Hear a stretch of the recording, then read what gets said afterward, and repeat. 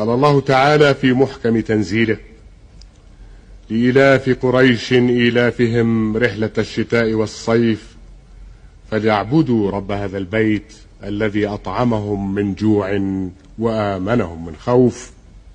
صدق الله العظيم. إن قراءة متمعنة عميقة لهذه السورة الكريمة تبين لنا كيف أن الخالق المعبود حدد للراعي أي راع إذا كان له أن يقوم بمسؤولياته تجاه رعيته في أي مكان وفي أي لحظة من الزمان. حدد مسؤوليته الأولية بأمرين أساسيين هما الإطعام من جوع والتأمين من الخوف.